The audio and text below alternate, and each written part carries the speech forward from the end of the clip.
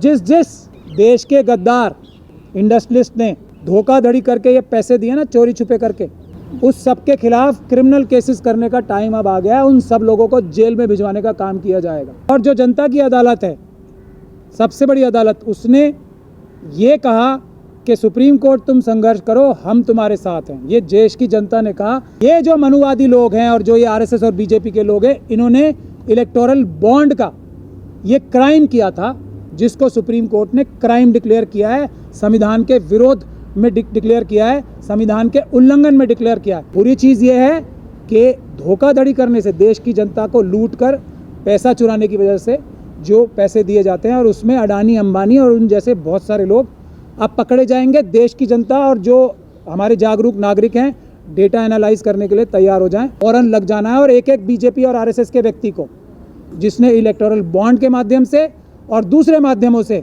चोरी की है, ऐसे लोगों से फ़ायदे उठाए हैं, उनको पकड़ के जेल में भिजवाने की कार्रवाई हम करेंगे।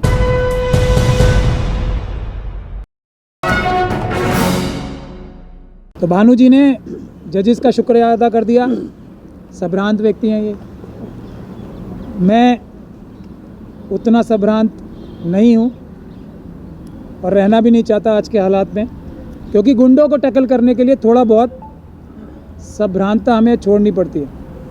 और आज हमारा सामना गुंडों से है, मवालियों से है, जो सरकार के अंदर जनता को, देश की मालिक को धोखा दे के किसी प्रकार से बैठ गए हैं। तो मैं सबसे पहले तो देश की जनता को, जो देश की मालिक है और जिससे गुहार लगाई थी सुप्रीम कोर्ट के 4 जजेस ने कि हम पे दबाव है, आप हमारी रक्षा करो, तो जनता ने उसकी देर में सही, सुप्रीम कोर्ट की देर में ही सही सुनवाई की।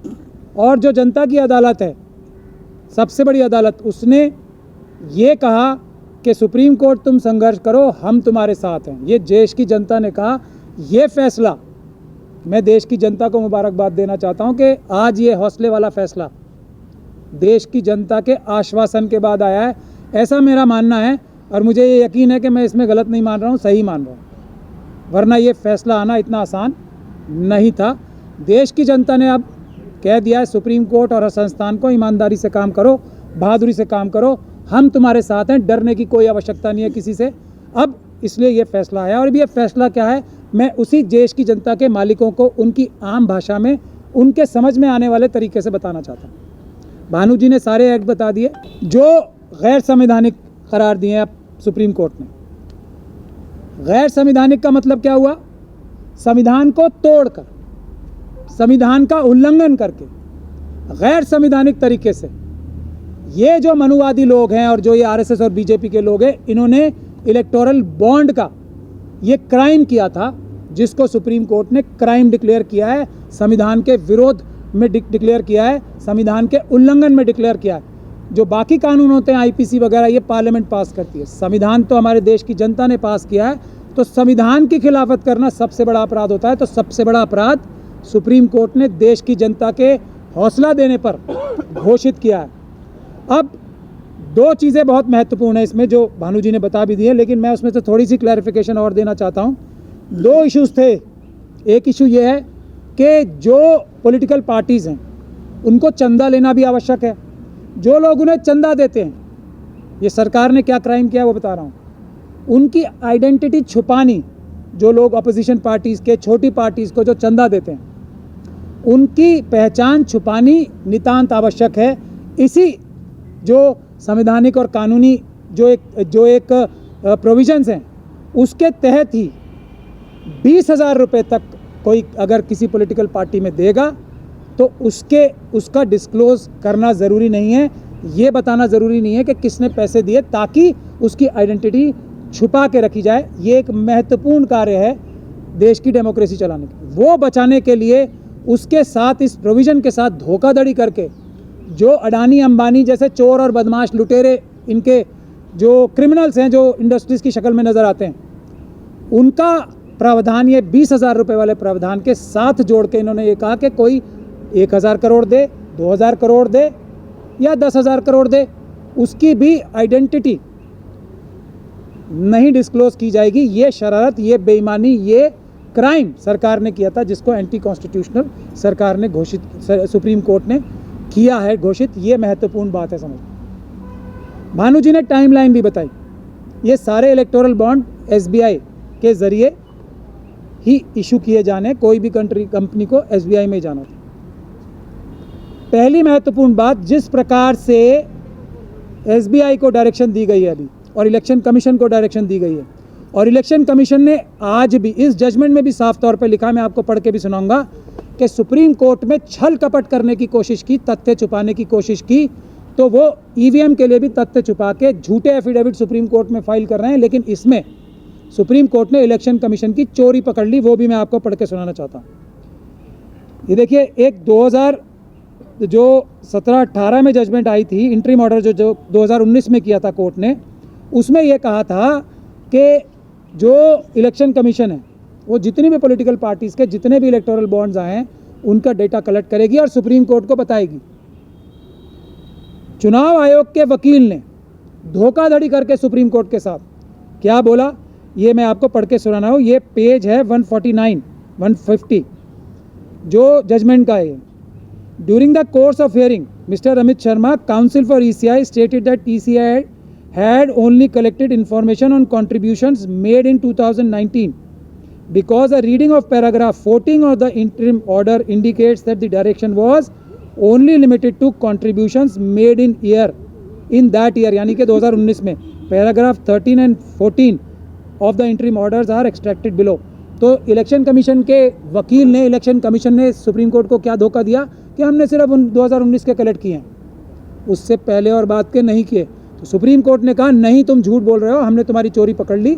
और उसके बाद ये कहा है, मैं वो पैराग्राफ इसमें मैं पढ़ नहीं रहा हूँ क्योंकि देर लगेगी उसमें। Paragraph 14 of the interim order, ये 218वां पैराग्राफ है जजमेंट का, of the interim order does not limit the operation of paragraph 13, जिसमें paragraph 13 contains a direction in unequivocal terms to political parties to submit particulars of contributions received by electoral bonds to the ECI. Paragraph 14 only prescribes a timeline for submissions of particulars of contributions when window for electoral bonds was open in 2019. तो ये fraud करने से supreme court के साथ election commission नहीं डर रहा है, तो ये अपराधी हैं या कौन है? ये सुप्रीम कोर्ट ने उनका अपराध पकड़ के हाईलाइट किया कि झूठ मत बोलो तुम, हमारा ऑर्डर कुछ और था, सब कुछ देने का था। तो एक तो सब कुछ देने का आदेश किया। दूसरा, अब इसमें महत्वपूर्ण बात क्या है, आप सब लोग भी तैयार हो जाइए और हम लोग भी तैयार हो रहे हैं। दो चीज़ें महत्वपूर्ण हैं। मार्च के महीने में जब 3 हफ्ते पूरे हो जाएंगे, ये सारी डिटेल्स इलेक्शन कमीशन के पास आ जाएंगी और उसको अगले हफ्ते में पब्लिश करना है। तो जिस देश के गद्दार इंडस्ट्रियलिस्ट ने धोखाधड़ी करके ये पैसे दिए ना, चोरी छुपे करके, उस सब के खिलाफ क्रिमिनल केसेस करने का टाइम अब आ गया है। उन सब लोगों को जेल में भिजवाने का काम किया जाएगा, जो हवाला के माध्यम से। अभी दूसरा एस्पेक्ट और है, अब ये जो डिटेल्स बैंक के माध्यम से दी जाएंगी, ये ईडी का काम है। हम लोग ईडी का भी घेराव करेंगे कि अब तय करो कि ये अडानी की कंपनी कौन थी, फ्रंट कंपनी कौन थी, और किसने भारतीय जनता पार्टी को 90% पैसे क्यों दिए हैं। क्या कोई और पार्टी अच्छी नहीं लग रही है? तो सुप्रीम कोर्ट ने अपनी जजमेंट में ये भी कहा है, 2 वजह होती हैं पैसे देने की। एक होती है किसी पॉलिटिकल आइडियोलॉजी से लगाव, और दूसरा होता है चोरी, कि ये पॉलिटिकल पार्टी क्योंकि जीत रही है या हमारे फ्रॉड करने में मदद करेगी, इसलिए हम इसको पैसे से भर दें ताकि ये गलत या सही, ये इन के इन प्रकारेण फ्रॉड, धोखाधड़ी, चीटिंग करके सत्ता में आए और देश को लूट के हमें पैसा दे दे। 2 तरीके सुप्रीम कोर्ट में आम आदमी की भाषा में बता रहा हूँ। तो बुरी चीज़ ये नहीं है कि जो लोग अपनी आइडियोलॉजी की वजह से पैसे देते हैं, बुरी चीज़ ये है कि धोखाधड़ी करने से, देश की जनता को लूट कर पैसा चुराने की वजह से जो पैसे दिए जाते हैं, और उसमें अडानी, अंबानी और उन जैसे बहुत सारे लोग अब पकड़े जाएंगे। देश की जनता और जो हमारे जागरूक नागरिक हैं, डेटा एनालाइज करने के लिए तैयार हो जाएं। इस काम पे हमने फ़ौरन लग जाना है, और एक बीजेपी और आरएसएस के व्यक्ति को जिसने इलेक्टोरल बॉन्ड के माध्यम से और दूसरे माध्यमों से चोरी की है, ऐसे लोगों से फ़ायदे उठाए हैं, उनको पकड़ के जेल में भिजवाने की कार्रवाई हम करेंगे। यह दूसरी बात यह है कि ये तो हो गई सिर्फ जो बातें नज़र आ रही हैं इलेक्टोरल बॉन्ड के थ्रू। एक बड़ी मुहिम देश में इस बात की भी चलनी चाहिए, कौन कौन से आरएसएस के व्यक्ति ने अपना पैसा पिछले कुछ सालों में 10 सालों में बढ़ाया है बीजेपी के, उसके लिए भी हम जनता से आह्वान करते हैं। एक बात जो और निकल के आ रही है, जिस प्रकार से इलेक्शन कमीशन धोखा कर रहा है सुप्रीम कोर्ट से, और जैसे सुप्रीम कोर्ट ने ये अपराध घोषित किया है, संविधान के खिलाफ अपराध घोषित किया है इलेक्टोरल बॉन्ड्स को, उसी तरीके से ईवीएम भी भारत के संविधान के खिलाफ, भारत की जनता के खिलाफ और भारत के कानून के खिलाफ, जो अभी पार्लियामेंट का कानून है उसके खिलाफ एक अपराध है, धोखा है ईवीएम। तो देश की जनता को आज ये कमर कस लेनी चाहिए। आप लोगों ने सुप्रीम कोर्ट को ताकत दी तो ये जजमेंट आई है, और आप सुप्रीम कोर्ट से भी बड़ी अदालत हो, जनता की जो अदालत है, जिसने हमें अपने नौकरों को मजबूर किया है कि हम ये लड़ाई लड़ रहे हैं आपके आगे। तो आप तैयार हो जाओ, ईवीएम का भी आप लोग गुजारिश करो सुप्रीम कोर्ट से कि फैसला करो, वो भी अपराध है, वो भी गुनाह है, वो भी संविधान के खिलाफ अपराध है। तो जनता को अपना आंदोलन और तेज कर देना चाहिए ताकि सुप्रीम कोर्ट को और हिम्मत आए और वो और बहादुरी बड़े फैसले कर सके। आखिरी चीज़ मैं किसानों के लिए ये बोलना चाहता हूँ कि हम लोगों का दिल, हम फिज़िकली यहाँ बैठे हैं लेकिन हमारे दिल सब लोगों के और हमारी सोच सारी उन किसानों के साथ है जो अपने लिए नहीं लड़ रहे हैं, जो देश की जनता के लिए, जो खेतिहर मजदूरों के लिए, जो ट्राइबल्स के लिए, जो देश के आम नागरिकों के लिए, जिनको ये गंदे घिनौने कानून ला के जिनके खाने के पैसे बढ़ाए जाने वाले थे, उनको जो लड़ाई लड़ रहे हैं, हमारा दिल उनके साथ है। हम आपकी मदद के लिए किसी भी हद तक जाने को तैयार हैं, तैयार बैठे हैं वकील भी और हमारे बाकी साथी भी जो ईवीएम हटाओ संयुक्त मोर्चा के साथी और सिपाही हैं, सब आपके लिए तैयार बैठे हैं। आप चिंता मत करो, आप दिल्ली से बाहर कर रहे हो प्रोटेस्ट, जल्दी ही आप लोगों से कोऑर्डिनेट करके आपके नुमाइंदे बन के हम ये दिल्ली के अंदर आपका प्रोटेस्ट करेंगे, ऐसा हम वादा कर रहे हैं। बहुत बहुत आपका धन्यवाद।